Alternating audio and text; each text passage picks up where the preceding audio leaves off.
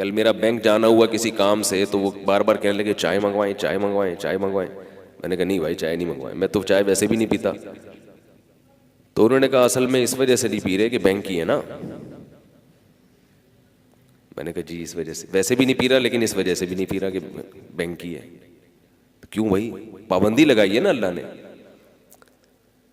Bank اب یہاں اشکال در اشکال, لوگ کہتے ہیں تو سارا پیسہ ہی بینکوں سے آ رہا ہے پھر سب کچھ ہی حرام ہو جانا چاہیے. یہ بات خوب یاد رکھیں, بینک میں دو قسم کے اماؤنٹ ہوتے ہیں. ایک تو وہ اکاؤنٹ ہوتے ہیں جو آپ لوگوں نے, میں نے اور آپ نے کھولے ہوئے ہوں, رکھے ہوئے ہوں اس میں پیسے, وہ حلال بچتوں سے لوگوں نے پیسے رکھے ہوتے ہیں, سمجھ رہے ہیں. اس پہ جو بینک سود دیتا ہے آپ کو وہ حرام رقم ہوتی ہے, سمجھ رہے ہیں. اسی طرح بینک میں حرام رقم کا ریشو بہت تھوڑا ہوتا ہے. بینک جب لوگوں کو قرض دیتا ہے وہ لوگوں وہ بھی حلال ہیں. کمپنیاں, لوگ کہتے ہیں نا, تو جتنی کمپنیاں چل رہی ہیں سب بینکوں سے قرضہ لے کے چل رہی ہیں. تو وہ جو بینکوں سے انہوں نے قرضہ لیا ہے وہ رقمیں حلال تھیں, وہ حرام نہیں ہیں, وہ سود کی رقمیں نہیں ہیں. سود وہ رقم ہوگی جو یہ کمپنیاں بینک کو دیں گی. سمجھ میں آ رہی ہے بات؟ وہ 2% 3% ہوتی ہیں, تو وہ سود کی رقم حرام ہوتی ہے. اس رقم سے جو کچھ خریدا جائے گا یا کمپنی بنائی جائے گی یا جہاں وہ انویسٹ کیا جائے گا وہ آمدن کیا ہوگی؟ حرام ہوگی. تو کمپنیاں جو بینک سے قرضہ لے کے پروڈکٹ بناتی ہیں وہ پروڈکٹ حرام نہیں ہوتی, اس وجہ سے کہ وہ لوگوں کی حلال رقمیں بینک اٹھا کے ان کو دے دیتا ہے. البتہ کمپنی کے لیے بینک سے قرضہ لینا بہرحال حرام ہے, کیونکہ آپ صلی اللہ علیہ وسلم نے سود لینے والے پر, سود دینے والے پر, سودی لین دین میں گواہ بننے والے پر اور سودی معاملات کو لکھنے والے پر, چاروں پر لعنت فرمائی ہے. تو یہ چونکہ لعنتی عمل ہے, گناہ ضرور ہے, مگر اس میں حرام رقم کون سی ہوتی ہے, حلال کون سی ہوتی ہے, اس کو مکس نہیں کرنا چاہیے. لوگ کہتے ہیں یہ تو ہر آدمی سود کھا رہا ہے, بچنا ممکن نہیں ہے. کیوں ممکن نہیں ہے بھائی؟ تو پھر سوال پیدا ہو گیا کہ پھر جو بینک والے چائے پلاتے ہیں وہ بھی تو زیادہ تر حلال رقمیں ہیں, وہ بھی حلال ہونی چاہیے. وہ حلال اس لیے نہیں ہے کہ وہ بینک والا چائے اپنے پیسوں سے پلا رہا ہوتا ہے, تو چونکہ اس کی جاب جائز نہیں ہے,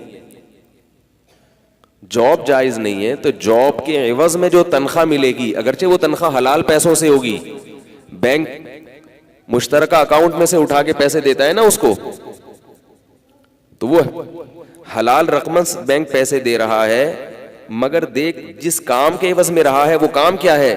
غلط. کسی بھی پیسے کے حرام ہونے کی دو وجہ ہوتی ہیں, تھوڑے تھوڑے مسائل بھی سیکھ لینا. حرام دو وجہ ہوتی ہیں, ایک یہ کہ کام جائز نہ ہو, اور ایک یہ کہ کام تو جائز ہے مگر آپ کو تنخواہ حرام پیسوں سے دی جا رہی ہے. اب میں اس کی ایک مثال سے بات سمجھا کے پھر اپنے اصل موضوع کی طرف آتا ہوں. دیکھو, ایک آدمی نے چوری کی,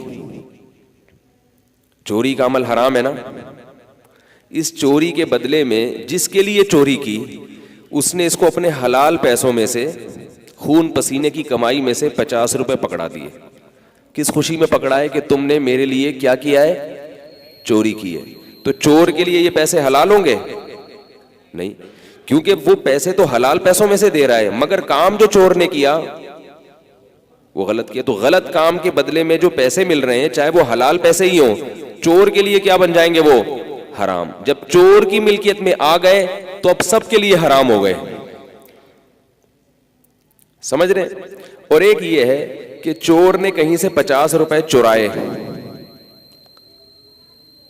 اب چور نے کسی کے ذمہ کام لگایا کہ تم میرا یہ کام کر دو جو حلال کام ہے اور میں تمہیں 50 روپے دوں گا. اب چور وہی 50 روپے اٹھا کے آپ کو دے رہا ہے, تو یہ بھی آپ کے لیے کیا ہے؟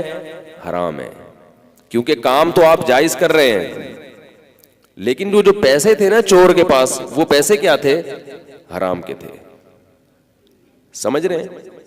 اگر حلال و حرام مکس ہو جائے, مثلا ایک آدمی چور بھی ہے اور کچھ جائز کام بھی کرتا ہے, گڑھے بھی کھودتا ہے, کنواں بھی کھودتا ہے, تو 50 روپے حرام کے آئے اور ادھر سے 50 روپے حلال کے آئے, یا اور بھی پیسے حلال کے آئے, مکس کر دیے. پھر وہ چور کہہ رہا ہے کہ آپ میرے بچوں کو ٹیوشن پڑھائیں, میں آپ کو تنخواہ دوں گا. آپ نے چور کے بچوں کو ٹیوشن پڑھایا تو ٹیوشن تو پڑھانا جائز ہے نا, چاہے چور کا بچہ ہو, کیا خیال ہے, یا ڈاکو کا بچہ ہو, بلکہ ثواب ہے, ہو سکتا ہے یہ بچہ آپ کی ٹیوشن کی وجہ سے چوری نہ کرے. تو اب چور نے اس رقم سے اٹھا کے آپ کو پیسے دے دیے, اب اس میں حلال بھی ہے اور حرام بھی, تو اس میں دیکھا جائے گا زیادہ کیا ہے, اس کی سورس آف انکم زیادہ تر اگر حلال ہے تو آپ کے لیے وہ پیسے حلال سمجھے جائیں گے, سورس آف انکم زیادہ تر حرام ہے تو آپ کے لیے وہ پیسے حرام سمجھے جائیں گے.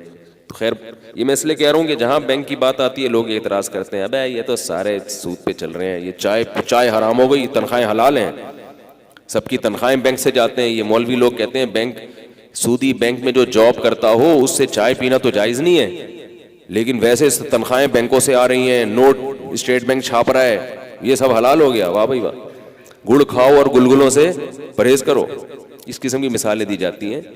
تو ایک بات یاد رکھو, یہ جو مولوی لوگ ہیں اس میں ہر طرح کے لوگ ہوتے ہیں, لیکن اتنا مکھنچو نہ سمجھا کرو مولویوں کو کہ بالکل ہی فارغ ہوتے ہیں. یہ لوگ سمجھتے ہیں یہ بالکل عجیب سی مخلوق ہے, ان کو بالکل فالو نہیں کرنا چاہیے, یہ نہ دنیا کے نہ آخرت کے. ایسا نہیں ہے, اتنے فارغ نہیں ہوتے جتنے آپ سمجھتے ہیں, پروپیگنڈا ہے.